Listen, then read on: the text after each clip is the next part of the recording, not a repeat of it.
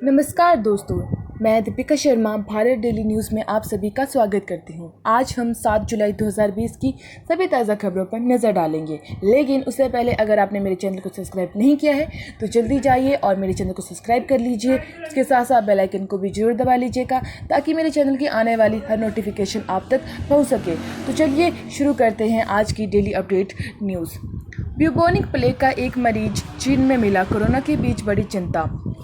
चीन के inner Mongolia स्वायत्त क्षेत्र के शहर में ब्यूबोनिक प्लेग का एक मामला सामने आने के बाद अधिकारियों की सतर्कता बढ़ चुकी है। तो दोस्तों, जैसा आपको पता है कि कोरोना वायरस का संकट अभी भारत से टला नहीं है, उसके बाद ये ब्यूबोनिक बीमारी या फिर प्लेग ये सामने आया है। चलो, जो भी इसे अपडेट ताज़ी आएगी मैं आपको उसकी न्यूज़ दे दूँगी। तो चलिए चलते हैं अगली अपडेट की तरफ। यूजीसी की गाइडलाइन जारी, सरकार ने दी यूनिवर्सिटी एग्जाम से जुड़ी हर डिटेल। डॉक्टर रमेश पोखरियाल निशंक ने ट्वीट के जरिए बताया कि यूनिवर्सिटी एग्जाम को लेकर यूजीसी की रिवॉर्ड और गाइडलाइंस जारी कर दी है। यूजीसी के एग्जाम और अन्य गतिविधियों को लेकर क्या फैसला आया?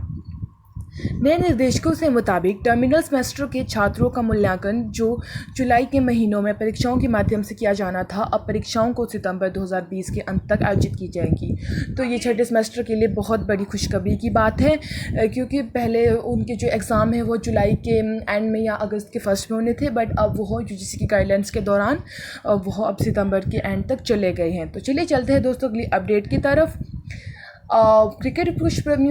क्रिकेट प्रेमियों के लिए बहुत बड़ी खुशखबरी निकल कर सामने आई है। इंग्लैंड वर्सेस पाक 5 अगस्त से शुरू होगी टेस्ट सीरीज, ओल्ड ट्रैफर्ड में पहला मैच।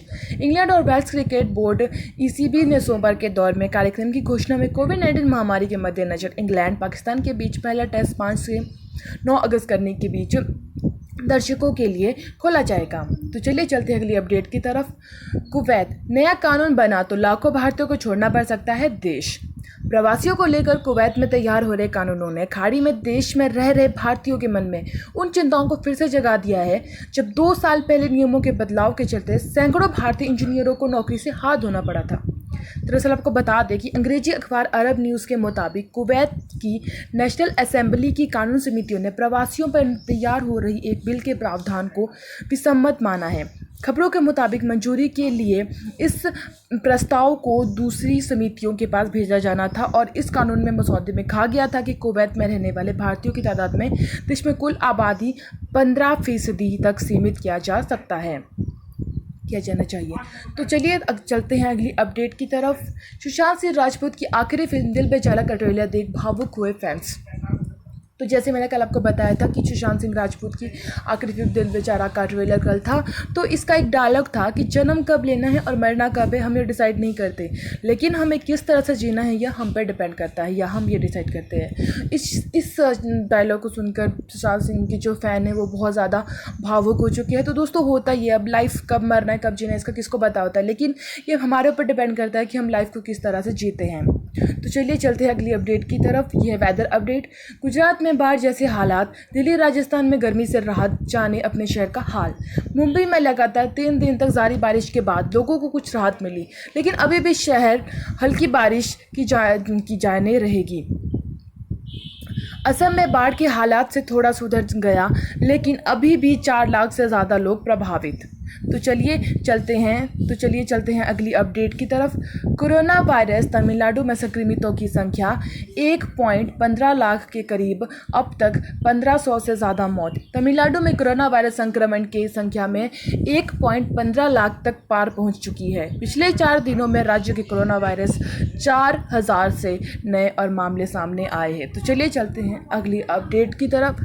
पश्चिम बंगाल में कोरोना संक्रमण से 22 लोगों की मौत के बाद मृतकों की संख्या 789 हुई, स्थापित हुआ पहला प्लाज्मा बैंक। पश्चिम बंगाल में कोरोना से संक्रमित संख्या बढ़कर 22,987 हो गई है और बीते 24 घंटों में कोविड-19 सर्वाधिक 22 लोगों की मौत से सोमवार को मृतकों की संख्या 789 पहुंच गई। तो चलिए चलते हैं अगली अपडेट की तरफ। ये आखिरी अपडेट है। लॉकडाउन के दौरान रद्द की गई विमानों के पूरे किराए लौटाने जाने की मांग पर सुप्रीम कोर्ट ने आज की सुनवाई। एयरलाइंस कंपनियों ने इसका विरोध करते हुए पैसों में 2 साल के लिए क्रेडिट शेल्फ में डालने की बात कही है और पिछले महीने में कोर्ट में सरकार को एयरलाइंस कंपनियों के साथ साथ कर मसले का हल निकालने के लिए कहा। तो ये थी आज की डेली अपडेट और अब मैं आपको बताती हूँ कि कोरोना की अपडेट। कोरोना के इतने केस आ चुके हैं, 7,20,346 टोटल केस है और 4,40,150 रिकवर हो चुकी है और 20,174 की डेथ हो चुकी है। तो ये थी कोरोना की आज की अपडेट। अगर आपको ये मेरा चैनल अच्छा लगा होगा तो इस चैनल को सब्सक्राइब कर लीजिएगा, इस साथ बेल आइकन को भी जरूर दबा लीजिएगा और वीडियो देखने के लिए आपका बहुत बहुत धन्यवाद। और आपने तो देखा है कि कोरोना से किस तरह से हमारा देश हाल बेहाल है और ज़्यादा संख्या ही बहुत आ रही है। रिकवरी भी है लेकिन ज़्यादातर संख्या मतलब मरीजों की आ रही है। तो आपको भी प्रिकॉशंस लेने चाहिए, आपको भी मास्क लगाना जरूर चाहिए और जो सरकार ने गाइडलाइंस दी उनको फॉलो जरूर करना चाहिए। तो आज के इन शब्दों के साथ या फिर आज की मैं वीडियो को समाप्त करती हूँ और वीडियो को देखने के लिए थैंक यू सो मच।